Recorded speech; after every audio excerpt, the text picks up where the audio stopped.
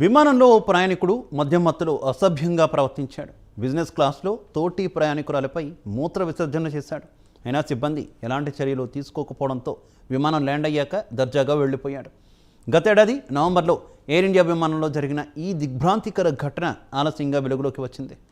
వివరాల్లోకి వెళితే గత ఏడాది నవంబర్ 26న న్యూయార్క్ నుంచి ఢిల్లీ వచ్చిన ఎయిర్ ఇండియా విమానంలో ఈ ఘటన చోటు చేసుకుంది. 70 ఏళ్ల పైబడిన ఓ వృద్ధురాలు బిజినెస్ క్లాస్లో ఉండగా మధ్యమత్తులో ఉన్న ఓ ప్రయాణికుడు ఆమె సీటు దగ్గరకు వచ్చి ఆమెపై మూత్ర విసర్జన చేశాడు. ఆ తర్వాత కూడా అక్కడి నుంచి కదలకపోవడంతో మరో ప్రయాణికుడు వచ్చి బలవంతంగా పంపించాడు. భోజనం తర్వాత విమానంలో లైట్లు ఆర్పేసిన సమయంలో ఈ ఘటన చోటు చేసుకుంది.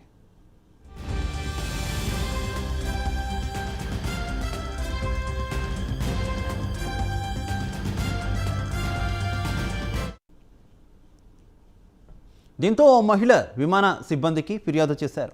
ప్రయాణికుడి చర్య కారణంగా తన దుస్తులు, బ్యాగు తడిచిపోయాయని తెలిపారు. దీంతో సిబ్బంది ఆమెకు మరో జత దుస్తులు, స్లిప్పర్స్ ఇచ్చారు. అంతేగాని ఆ ప్రయాణికుడిపై ఎలాంటి చర్యలు తీసుకోలేదు. దీంతో ల్యాండ్ అయిన తర్వాత అతడు దర్జాగా వెళ్లిపోయాడు. ఎయిర్ ఇండియా విమాన సిబ్బంది తీరుతో తీవ్ర మనస్తాపానికి గురైన ఆ మహిళ ఘటన జరిగిన మరుసటి రోజు ఆ సంస్థ చైర్మన్ చంద్రశేఖర్కు లేఖ రాశారు.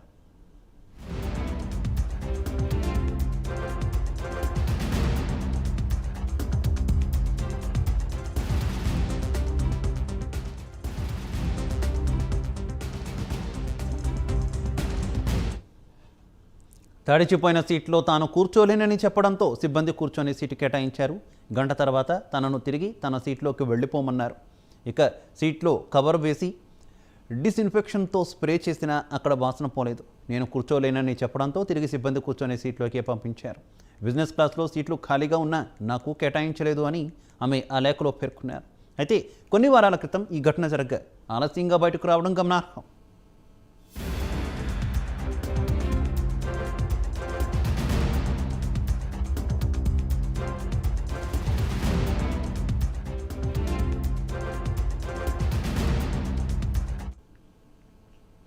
ఈ లేఖ తర్వాత ఎయిర్ ఇండియా ఓ అంతర్గత కమిటీని ఏర్పాటు చేసినట్టు ఎయిర్లైన్ విశ్వసనీయ వర్గాలు వెల్లడించాయి. దీనిపై తాజాగా ఎయిర్లైన్ స్పందించింది. సదరు ప్రయాణికుడిపై పోలీసులకు ఫిర్యాదు చేసినట్టు తెలిపింది.